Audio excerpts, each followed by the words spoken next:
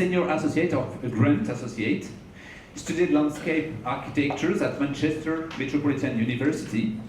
Mike has extensive professional experience in the design of a diverse range of public mixed-use and private projects in the UK, Australia, and overseas. Mike believes that innovation for today's public spaces must be driven by concept of robustness, flexibility, and sustainability, such as they can meet all their inspirations and the needs of the community. Mike has been responsible for design, documentation, contract administration, project management of a wide variety of international-based projects. Mike is particularly interested in the creative and collaborative design process with architects, artists, and enjoy the technical challenges present at all design. The quality of the project he has been responsible for has been recognized by awards from major professional institutions. Most recently, for the Darwin Waterfront Judge, the Best Landscape Architecture Project in Australia 2012. Thank you very much, Mike, to be here.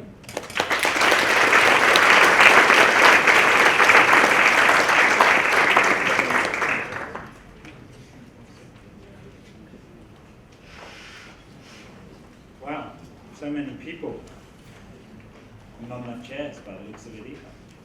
So, thank you for the introduction. Can you all hear me okay? It's a pleasure to be here and to talk a little bit about today landscape architecture, I guess. A little bit about some of the challenges that faces us and the bigger picture we look at in the places all around the world. But probably moreover, just to dwell on one particular project, Gardens by the Bay. I understand that many of you are new within the last week, maybe, some a bit longer, and you might not have been. That's very bad, you need to go. I'm joking. So I'm new as well. I've been here now in Singapore for about 18 months. And most of the work for the gardens, well, most of the work on the initial gardens project was done out of the UK. And then what we did is we, a little bit of history about us, we then transported 6 or so people from the UK, brought them over to Singapore to a site office here to build the project. We won this project through a competition, so it was an international competition, and that was, I think, back in about 2006. So there's a few years of love that we put into the project. It was opened in 2012 officially, so it hasn't been open very long. It's 54 hectare. Oh, that didn't work. It's a 54 hectare site. Ah, okay. Can we go back to the start? Thanks. Okay. All the way back, thanks.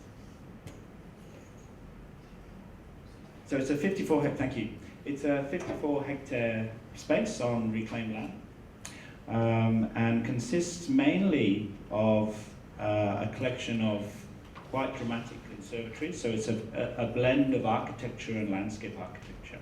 So I should probably mention that for us as a practice, we study landscape architecture, and a common thread in the work that we do is a collection and integration of technologies of the natural systems that we appreciate around the world, and the technologies that we're growing together as we evolve worldwide. So we like to coin that, or collectively bring that together as bringing people closer to nature. That's a common thread, we like to think, and something that differentiates our approach in landscape architecture. So to that end, you'll see that the buildings are intertwined by this wonderful landscape and these segregated parks and places, and little discrete little experiences that are incredibly memorable and bring you closer to plants and the working world of plants. Next slide, please. So in the work that we do, obviously it's about drama, it's about setting, it's about evoking memory, and it's about making sure that there's a reason time and time again to revisit a place. That's important to us. And what's also important is the nighttime experience. So in the gardens, you'll see that this mesh of overlay of technology, of lighting, of drama, of how the sunlight reflects off of the spaces, is the way that we intertwine that technology between the more natural, the more organic systems, the plant types, and the things that live in them, the birds, the butterflies, the dragonflies, right down to the little fish that live in the waterways around the gardens. Next, please. So there's 5 key things here that I'd like to talk about, and they're really about process. So for us, design is about a logical sequence of moving through a series of different stages. Yes, it's about creativity, but at the end of the day, it has to be realized, it has to be realistic, otherwise it's meaningless, it doesn't make any sense.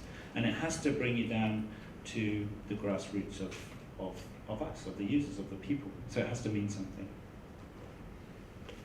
So we were briefed, next slide please, we were briefed, as I say, early in 2000, one before that, sorry,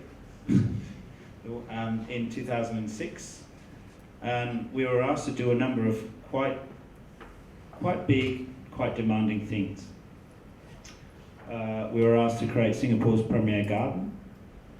We were asked to create a living environment that enhances Marina Bay. So Marina Bay itself, many of you have probably walked around there already, you might not know it intimately, but it's been subject to a number of changes over the last few years, quite dramatic. Quite dramatic buildings, quite dramatic settings, the Esplanade, Marina Bay Sands, all those sorts of things. But also, what we did is we concentrated on Marina Bay South, so it's the bigger portion to the south. If you cross over the barrage and you walk along Marina East, you'll see the development of this long linear park that collectively shrouds the marina in this world-class garden destination. And that's what we're asked to do, create a world-class garden. That was the brief. Next, please. So, where do we start from? Well, for us, the inspiration comes from a blend of creativity, but also context about place. So what is the place about? What sort of things can we draw through inherently in our design that really tell you you're in that place? Give it a unique identity. That's something that in landscape architecture anyway is becoming much stronger and stronger as a thread of ideas throughout thinking. So the initial idea was actually quite simple. Very, very simple actually. It was about the orchid, so expressing the orchid and its form and how it grows and how it transcends through into a creative experience on the ground. And how do we do that? What experiences do we make? So it's about us again drawing back this connection back to nature. And the orchid is a very significant plant in Singapore. So you sort of can see that thread and that jump to how do we create a world-class place that promotes a unique identity for Singapore, for the world, and draws back to its inherent culture. So there's always quite a strong thread or design idea behind what we do. If you do get time, the other place, while I think of it, to go to is the Botanic Gardens in Singapore. And in the Botanic Gardens in Singapore, there's specifically an orchid garden. So you have to pay to go in, but the rest of the gardens are free. But it's a good visit. It gets hot, so go early in the day. In there you'll find a collection of very rare orchids, and what the initiative was there is to name. It's an orchid. They had orchid naming ceremonies, so they take the orchid relationship quite seriously. And there's orchids there that are named after all these different famous people throughout the world who they presented to, Prince Charles, all these very important people. So that rich connection back to Singapore and its culture is expressed in many different ways. So what we did is we took the petal form. We used that petal form and the thread of its nucleus and its seed to really think about ways of positioning the gardens, think about where the buildings would relay, where all the different gardens would position themselves, and what different experiences you'd become. It was as simple as that. Next, please. We like things that are working landscapes. I mean, for us, living landscape is also a working landscape, and in the context of some of the challenges that we face now, again, looking internationally, sustainability becomes a very, very important factor in our landscapes. It's not just something that you look at, it's something that works. So for the super trees, for example, they really are the engine, the engine room for the gardens. They basically cool all of the exhaust and warm air that comes out of the mechanical systems associated with the big greenhouses. And they flew all of the gases out through planting into the atmosphere, and they also used to catch water, which inherently go into this entire sustainable system, such that we can mitigate the impact of the built infrastructure into the natural landscape. There's a very important undertone to the work that we do. So it can be quite hectic when you're doing a competition. There were 4 or 5 other firms from memory worldwide who were handpicked. We were lucky enough to be one. It's a huge challenge. There's a lot of production and hurdles that you have to do. For us, we produced this model, which I think is still in display. It may not be, but when you get a chance to go into the domes, it's actually, there's an interactive model in the cloud forest, I think, as you climb up the cloud forest in the domes. And you can begin to hear this sustainable story about how the gardens look after itself. There's a really, really powerful movie at the end, which actually is one of those kind of movies where you come out of it and you feel a bit depressed because you feel like the world's going to end and all these sorts of things. But it gives a really interesting message about the initiatives that we can do to help, really, even at the smallest grassroots level. Next. So initially we developed the plan, so that's kind of what we do. More these days we start to work in 3 dimensions. So the technology, another way in which technology influences our work is actually in the office. So we can begin to start to model things in 3D and manipulate them more. But back then, the plan emerged really as this quite strong orchid forms, and even using the orchid as a motif on the plan to generate highlights and nodal spots. And for those of you that have been there, have been to Marina Bay Sands, the entry is obviously on the left-hand side of the image, so the 2 domes at the top. Okay. So one of the things that obviously is the icon for the gardens are the super trees. I say they're the engine room. They're the things that many people remember when they go there. And what we wanted to do is have a really strong heart, not dissimilar to the orchid. So something iconic that would really be memorable to you as you arrived and left and experienced at the gardens. So we wanted something that was as iconic as the buildings. Remember that this is a park. It's not a building, it's not a magnificent piece of architecture, it's a combination of the 2. Next. And again, just the image, just referencing that actually nighttime experiences here, particularly in Singapore, particularly where we have the climate, so tropical climate, particularly where you have that opportunity, nighttime spaces for us as designers and landscape architects become equally as important as the daytime experience. So, just taking them piece by piece, really. The conservatories were developed, obviously, as the key built infrastructure component of the gardens. They house 2 very different biomes. So, if we go to the next slide, we can start to begin to explain our ideas about how we positioned this gardens as a real global place. And remember, harking back to the brief, this was one of our key challenges for the project. So the flower dome is the larger of the 2 domes, and that explores plants from the Mediterranean regions. Some of them we, as Europeans, will probably be more familiar with.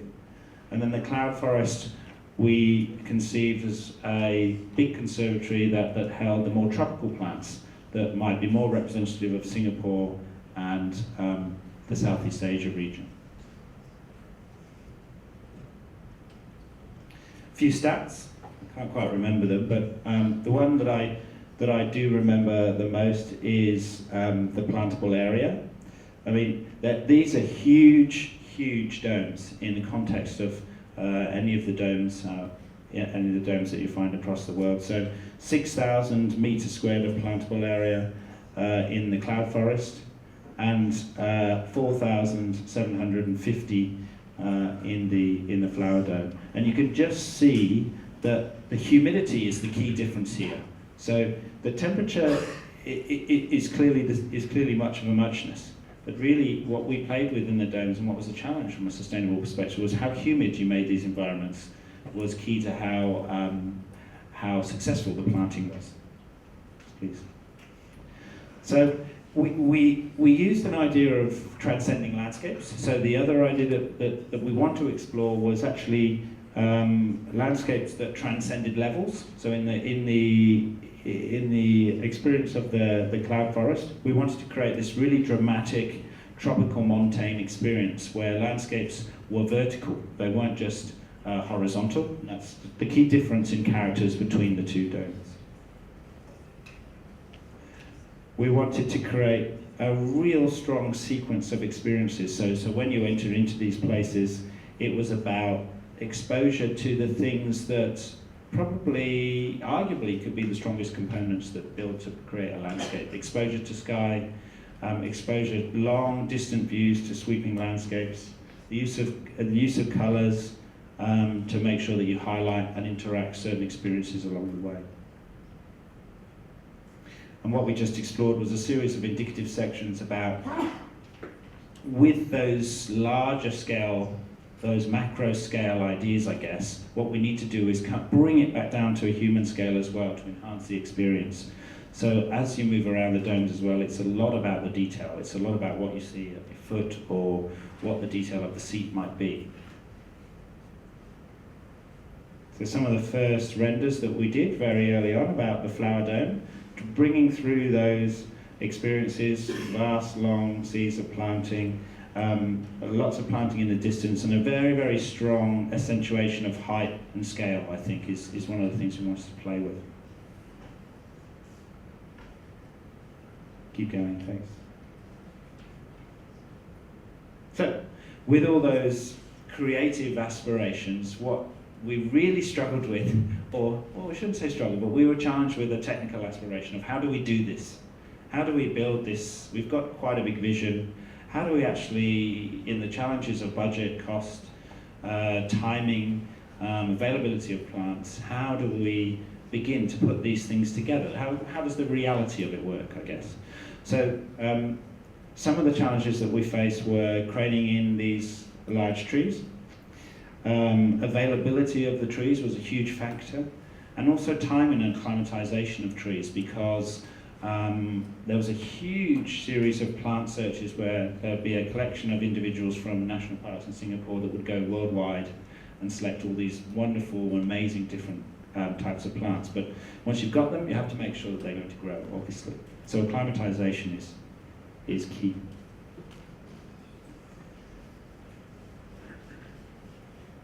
So these are a few shots of how it looks now when you wander into the gardens. These were, again, taken a few years ago, so they're constantly under change and management, and they hold a number of festivals and events. So encourage you to go when you've got time, those of you who haven't already. But the Flower Dome really is just a collection of displays of this horizontal flow of landscape, bursts of colour, but versatile for events as well, like the Orchid Festival.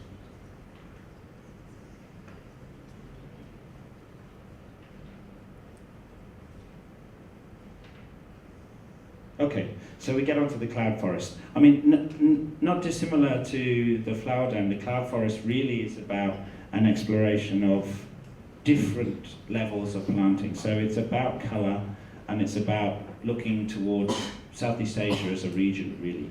But moreover for us, it was about getting close, very close and intimate with the planting, and also being able to yourself not just look at the planting from a vertical aspect, but also being able to experience it. So, I don't know how many of you have been. How many have been just inside the forest? Just one, two, just a handful. Okay. Right, okay, sure. So, I mean, what's quite encouraging for us, really, I think, looking back, is in terms of a design aspiration, is you set yourself a goal. And does the finished product really end up looking like the first aspiration? I mean, as a designer, that's one of the key challenges. Obviously, it evolves throughout the process. But here, I think what always surprises is one way of looking at it. But what always comforts me is, we did this a long time ago, this image, and actually when you arrive at this space, it actually looks a lot like this. There's this huge waterfall that greets you as you arrive, and then you actually get up between the levels of the cloud forest itself. Next, please. So we saw the heart of this structure again being derived from the seed or the residual elements of the orchid. So you climb up through these different levels, and you experience all these different characters. You climb up through the forest floor, you begin at the ravine at the bottom of the cloud forest, where the experience is a bit misty, it's a lot more humid. You transcend up through the forest floor, up into the gallery, and then you come back down again throughout the outside pathway. So construction techniques was quite challenging for the cloud forest. It involved quite a series of integrated systems and a lot of strategy about how these connect together, how these work. One of the key things that I didn't mention for us as a design discipline is an integration and a coordination with a number of others. So quite often in our work, it's not just about the landscape architect. It's about the ecologist who determines the plant species. It's about the structural engineer. It's about the civil engineer. It's about the lighting consultant. So the gardens is a good example of that for us, and probably one of our most successful, where as a collective design team of the highest caliber, we were able to achieve the aspirations that we set ourselves out to. Just a few images about the facade. Okay, so this is what it looks like if you were to visit today, and you reach up to the top and you come down through this treetop walk, or you can actually emerge out through the mountain along the treetop walk in many ways. And I know that some of you have been to Marina Bay Sands, so you see that in the background, and the views actually from the top of the building are quite incredible over the gardens. Indeed, that's where some of the photographs were taken. Again, nighttime experiences, so it's not just about the day. I think with a living landscape and at nighttime, it just opens up this whole new world of experiences of exposure and appreciation.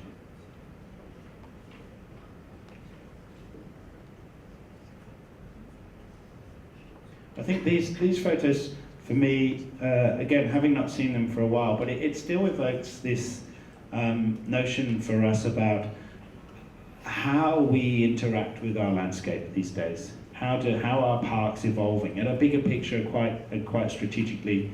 And what we try to do here is just make sure that it's about touching and feeling and getting up close to the plants and the experiences. It's not just about looking at them from afar, but a more engaging, interactive experiences of places and spaces these days. You can see here, you get right in amongst the planting. There's little different experiences of pathways. Surprises emerge like sculptural snails, mega snails, and things like that the gardens have actually put in there themselves as sculptural elements and toys and play pieces along the way. Okay, so the trees. So there's 18 super trees. They have, as I mentioned, a very, very strong sustainable message for the gardens. They're the workhorse, they're the engine room. So they basically expel hot air and they cleanse hot air through their outer core. But for us, they're a real expression of a merge of natural systems and technological systems. So this super tree as a mesh form emerges out of the ground. But intertwined with that are all these vertical planting opportunities that express that actually we are, as Singapore puts it, a city in a garden. So it's how that interleaf of natural and urban systems come together. A constant challenge for us as landscape architects, I think. So there's 18 of them. So just talking through the diagram a little bit, because it's quite important. The rainwater is captured in the roof of the trees, and it gets filtered and cycled into a tank underground. It also goes through a turbine and generates energy that's used for lighting within the park. That water is then reused to a rainwater tank up into the top of the super tree, and then it's used back into the water storage system for irrigation for all of the plants around the park. So they're a working, living tree. They might be synthetic in their core, but we wanted to make sure that we made them as living and as breathing as possible. So, forget about one. A couple of other things emerged, I must admit, when they were evolved. There's a bar on top of them, might interest some of you. And there's a restaurant on the biggest one. As I said, there's 18 of them in total. And for us, it was about the challenge of how many plants could we get to accommodate and to live on this tree. So there's a couple of stats there, 162,000 plants in total. One of the interesting things about how they've emerged and how they've grown, and perhaps a good thing about the story, is the plants are so successful now. When we were designing it with the structural engineer, the plants were never allowed to reach the canopy because the engineers thought that they would fall over. But actually now, if you look out there, when you get the chance to go out there, you'll just see that the nature is kind of fighting back and is starting now to overlap over the lip of the canopy and actually embrace the whole canopy of the tree.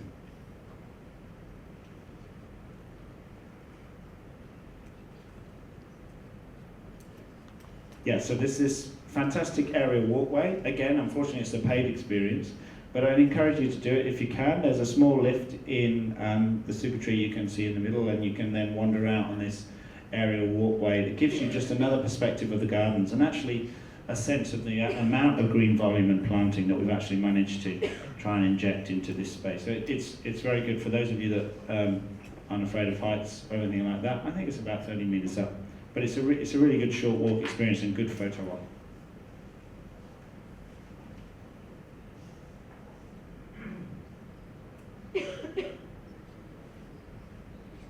Okay, so within those iconic structures, obviously there needs to be a framework. I mean, that's the other thing for design for parks. I think there needs to be, or we strive to be, it doesn't need to be, we strive to be in many instances to create an overarching framework that ties these different experiences together. So it's a sequence of places within a whole.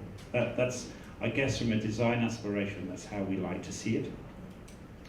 So again, based on the orchid concept, there's a series of intimate gardens that you meander through that focus you towards the tip of the orchid or towards the water.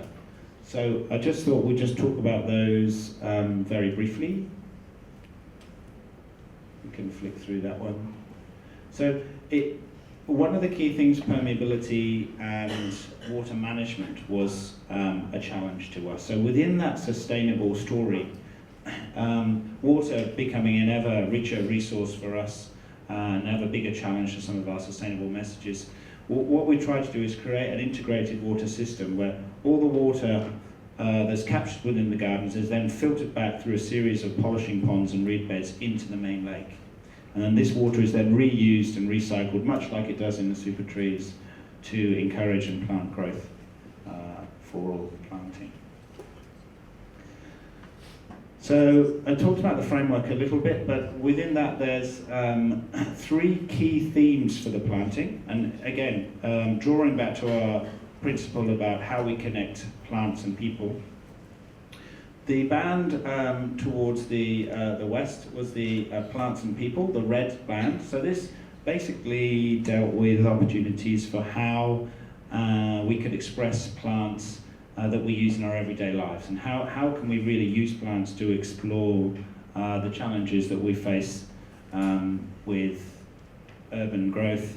In the gardens, what we did is we used these plants to filter the water around the reed beds in particular, to link back to that sustainable story. Then we had Nature's Balance, which was basically about planting merging with technology. So that was the underlying theme. That's in the orange and the lime green areas. And then we had the fragile forest, which was is a slightly more native, a slightly more organic, a slightly more less manicured side of the gardens, which gives a nod to the issues that we're facing around forest and deforestation around the world at the moment. That's just a cross section that explains those. The plants. Sorry, just go back. The Plants and Planet also explored quite a lot of detailed issues about heights and levels and controls and moundings. And what it did is it gave us the opportunity with that concept to hide some of the infrastructure. So underneath it you see all of the sustainability buildings, the restaurants are shrouded with planting. So it's all about a better way of integrating buildings with planting. So we talked through the gardens. So just quite simply put, as you meander through from the Marina Bay Sands bridge link, if you're going to come across that way, you'll come through a series of really secluded garden pockets, which in themselves are really unique experiences. So what we really strive to do is pick these from different cultures within Southeast Asia. So the Chinese garden in particular picks up on the expression of stone, and the use of planting within stone is quite a strong form for the design. There's quite an enclosed space. Lots of opportunities to interact. The Malay Garden takes quite a different theme. It really draws on this central piece as an expression of Malay architecture, but intertwined with that is this very densely planted pergola, which is the pink structure here. It looks very different now because all the plantings managed to grow over it. The understory dome is a really, really cool space that starts to begin to explore the expression of nature and all the little understory growth animals that appear. So if you sit inside, you look up at the feet of the building, you start to begin to see all these little creepy crawlies, and there's an interpretive story around the base of it that's quite interesting. The bridge connection really is just really about making sure that people, as they arrive into the place, are acutely aware of water as a resource and how important it is to us, especially in Singapore. Singapore has, on a broader sense, Singapore has a very strong vision and a set of guidelines called ABC guidelines, and they stand for active, beautiful and clean. And it's promoted a lot throughout the authorities here in integration of the design of the spaces, because it sets a number of distinct guidelines about how designers for public space, and indeed for buildings and infrastructure, must follow so that they get approval for the design process. And obviously right into the detail, I mean, we tried to make sure that, as I said, that there's a series of touch points that express those natural elements of the orchid, and that went right down to the base of the super trees and the patterns in which we wanted to create in the cellular paving that appears at the bottom of them.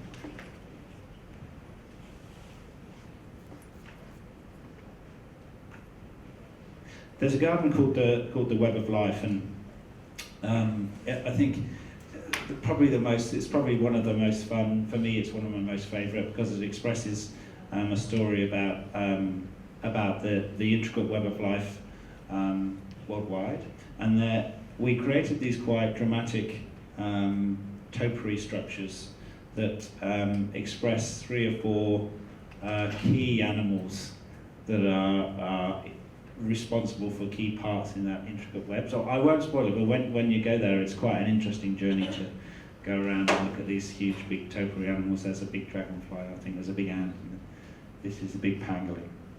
The big gorilla is probably my favourite. I mean, I think, again, just dwelling on the detailed composition of this, it's all very good, I think, as a designer, or to have a series of aspirations. It's about the execution of them. So for us, it came down to this fully integrated system of signage, an expression of artwork and paneling on the signage that also obviously had a very strong contextual relationship. So that also drew back to culturally how important the gardens and the expression of some of the main messages in the gardens were contextually to Singapore. So that weaved all the way through. So there's a really interesting sequence of signage. There's a family which takes you and leads you through the gardens and all the interpretive experiences. That obviously then got transcended to merchandise, and it went in so many ways that we could have never imagined, quite frankly. But it's sort of become the motif that expresses the gardens as you see them today. I talked about night. I mean, it's just important for us in this context, really, just to express that these are spaces that we want to be populated 24 hours, if we can.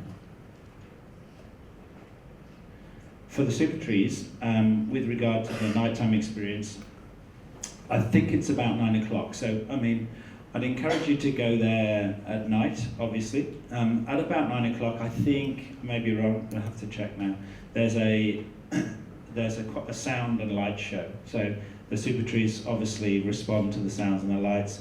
It's a little bit cheesy in my opinion, don't tell anybody I said that, but it is actually quite a good experience to view it from the end of Marina Bay Sands. So on the end of the walkway there's a dome sort of viewing point. So if you have time, then I encourage you to go and see it. Okay, I think that's it, is it? There's one other thing that I wanted to show you. Liz, is it okay to put just the short other PowerPoint up? Yeah. This is just a very short thing, 10 minutes or so. I promise I didn't just call this imagination just to link into the context of the week, but we actually do a yearly thing back in Bath, which is where our head office is. It's called the Forest of Our Imagination.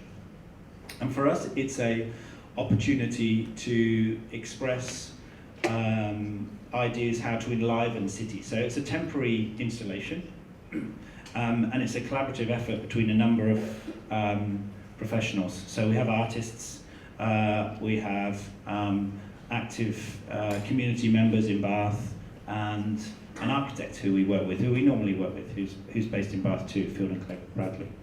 So, next slide, thanks. So, collectively it's about reimagining Bath's forgotten spaces and re-engaging them. And it's a really strong place-making initiative. So we create these very temporary spaces that children of all ages and adults interact with. It's only in its second year, so it involves a community, a very, very strong community spirit. They've been very successful. In this last Forest of Imagination, if you go to the next slide, please, we really wanted to explore opportunities of dramatic landscape experiences. So that the temporary installations, dramatic plantings. This was actually the year before last, where we transferred one of the local university's grounds to create these meandering through gardens of really, really quite dramatic and wow type experiences. Totally temporary, but the way that we use our imagination and creativity to evoke different experiences and memories, particularly in kids, has been surprisingly successful for us. So next slide. We wanted the kids to discover and explore, obviously. So there's a book of activities and tasks and leaflets that the kids can do. Some were just temporary sculptures, some were drawings and makings, and some were just small landscape rooms. Next slide. For last year's, we created transformed one of the squares in the centre of Bath, and we created 4 distinct experiences. One was a mini forest, one was a bamboo room, and the second, and the third and fourth, I think, were variations on the theme. So what stole the show for us was, if you go to the next slide, I think, was just how much a collaborative imaginative and a creative team can define places, even temporarily. I mean, the Gardens by the Bay in Singapore is obviously quite different. It's a permanent exhibition, but it's a permanent installation, but it doesn't have to be, I think, is the main message. So here's as simple as working with local artists to create temporary installations, which was simply just plywood poles that created this, what we called the bamboo room. And inside there were just a number of inflatables and games which the kids could come in and play on in an outside experience. This is how it looked like. What stole the show was this huge inflatable rabbit. And what happened was he was about 6.5 meters tall. It was a way for us to inject fun back into the spaces, and really as a reminder that for Bath in particular, it's constantly evolving. So the demographic and the people that live there are constantly changing. So what happened is we created this enclosure for the rabbit, and then he became the scene or the backdrop for little theatres and little stage shows. So if you go to the next. So there'll be members of the community who would come and speak and evoke and create all these different storytelling experiences around in the centre of Bath. Temporary installations and themes, and even from a different range of artists. So this was a tunnel into the other world. So the first picture that I showed you with the girl sort of wowing at the dramatic planting, this was the sort of entry into it. And then the next one was about using local materials to create temporary, working with artists to create temporary experiences within the landscape. For us, we'll continue to do this. So we think it's a good initiative. So it just gives you the breadth, we think, of the work, perhaps that landscape architects, to be landscape-centric at the moment, are going to. It's obviously large city-changing parks. Singapore Gardens by the Bay as an example. There's many throughout the world. We were just talking about Park Well as another example, but it doesn't have to be like that, I don't think. It can be just as powerful with small interventions, with a creative spirit, with a collective imagination, and an aspiration to have fun. I think that's it.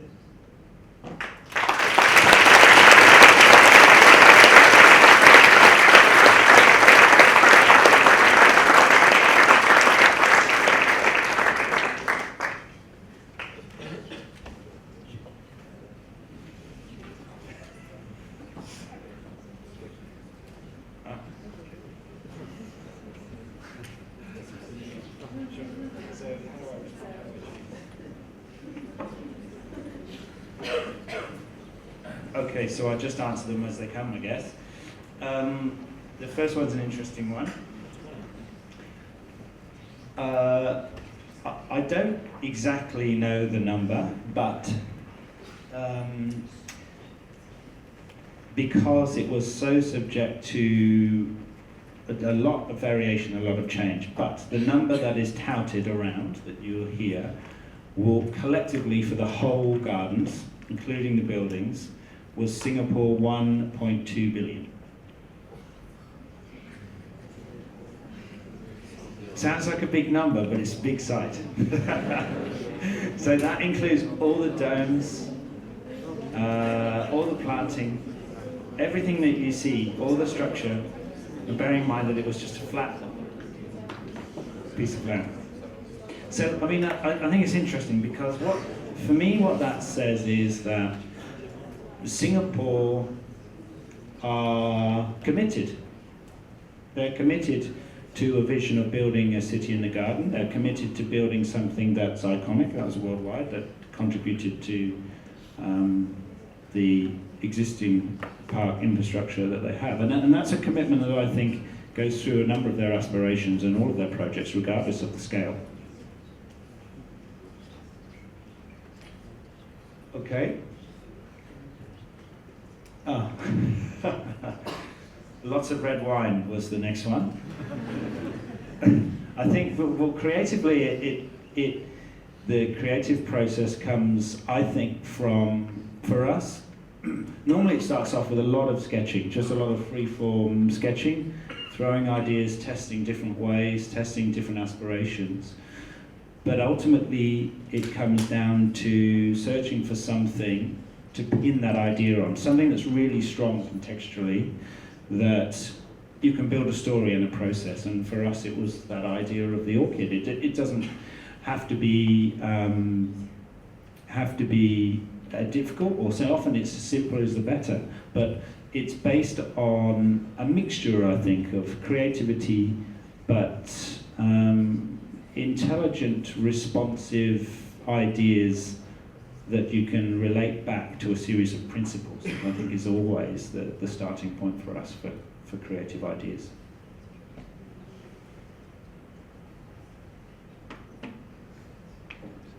What made us win?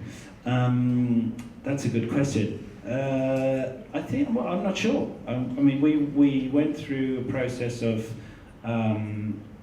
judging panels and then a shortlisted process. And for a competition, obviously, it's about selling a story. It's about being innovative. It's about being creative, but also realistic.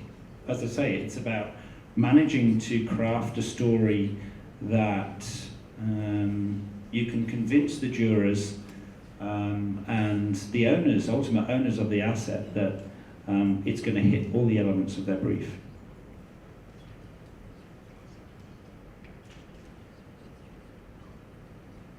Yeah, sure, that's a good question.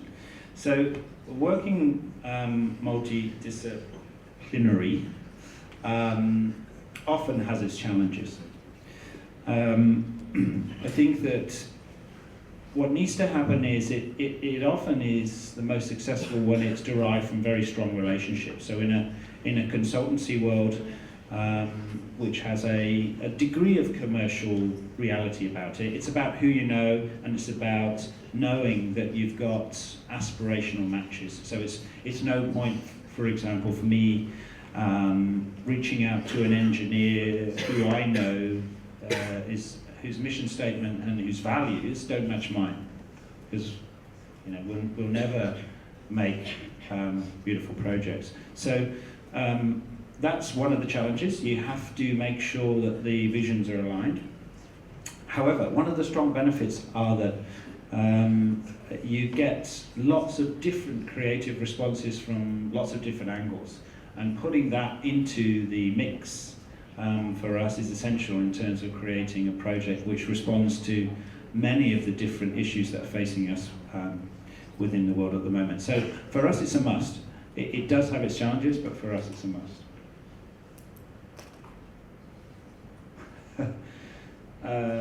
The answer to the bottom one, the next one, is yes, we are.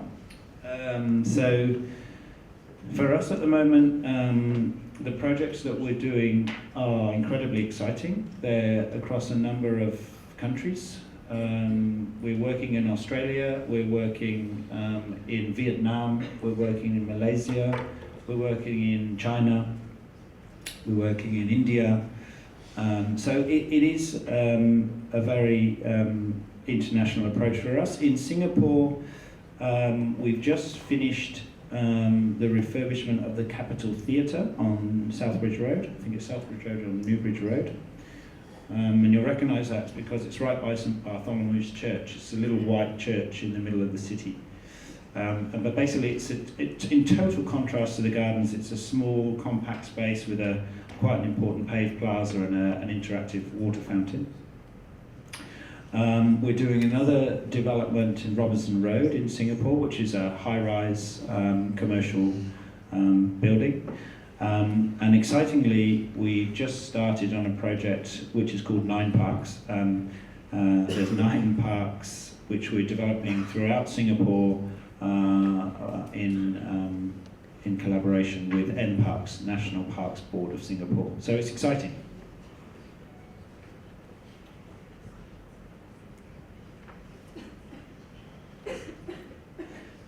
With regard to, I think this question's really comes down to the core of how we experience our landscapes. So I think for us, probably you could argue that the super trees are artificial, I guess, in the context of a really landscaped and urban, a landscaped environment.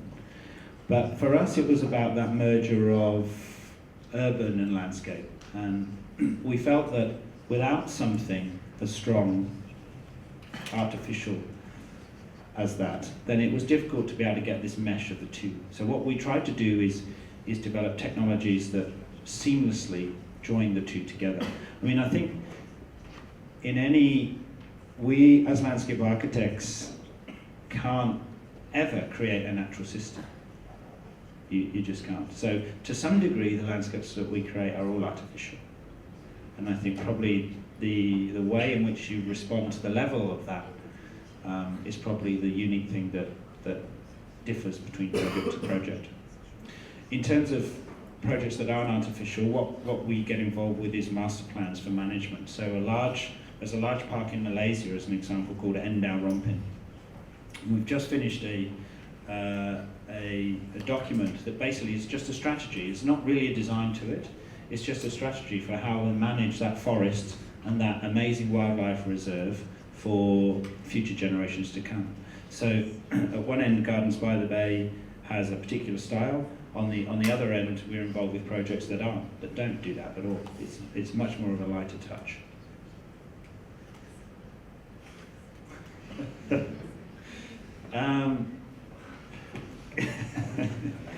It depends who you ask. So if you ask my wife, she'll say that I basically live to work. But that's because, for me, I'm quite passionate about what I do. So I guess, and what we're trying to do as a group of people. So I think that to a certain degree, I try and do a work-life balance. Singapore's good for that because it has a really interesting strategic vision. There's some amazing places to explore. And I think that if you get to a point where you get an equal work-life balance, I don't know many people, by the way, that do have that, then Singapore's a good place to be because of all these different experiences. I would say, for me at the moment, I am just about tipping over. So I'm kind of on the working side of the of the live to work, work to live balance.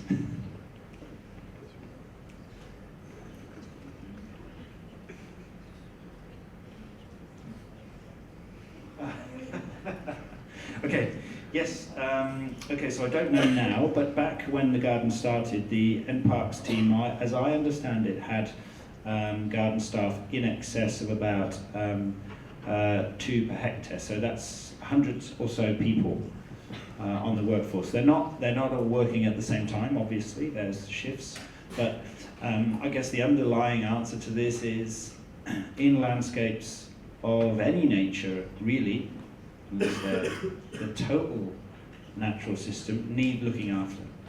So one of the key successes to landscapes and how they're envisaged is they need to be maintained and they need to be looked after, and that can have a degree of, it could be light touch here and there in terms of a natural system, or a much heavier hand. Okay, I know the answer to this one because we were talking about it. So, okay, favourite park first, because it's landscape centric. So for me, I was inspired to be a landscape architect probably when I left A-levels. But that was about 17 or 18, I guess. And as a school trip, we visited Parkwell, see Bartholomew. So I think for me, that still has very strong memory. And if ever I'm asked this question, I say that, just because of the drama and the evoking memory and the experiences. In terms of a building, for me, buildings and landscape, I like buildings and landscape that merge together into one, that are particularly rooted in their context. So for me, again, I think this is a very, very difficult one because there's a few. But I do really like the Sagrada de Familia in Barcelona as well, and just purely because I think of the amount of passion and creativity that has gone into a building. I think Gaudi has just really just given it his all, and the aspiration for the legacy for the building to continue away after it's gone is something quite special for me. So Barcelona wins both. Maybe the last one, Mike. Last question?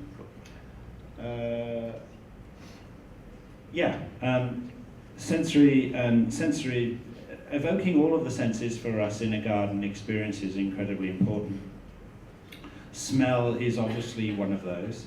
We're doing a project at the moment actually that I forgot to mention that's deeply rooted in the core Malay district of Singapore called Paya Lebar. And just to talk about how we delve into history to give us ideas, well, lemongrass was a plant that was used there quite extensively about 30 years ago, and that has a particular smell. So what we're doing to relate that particular part to its context is reusing the lemongrass to create a really distinct texture and colour and sense of smell throughout the gardens. So absolutely, I mean, smell is very important. Thank you very much. Thank you.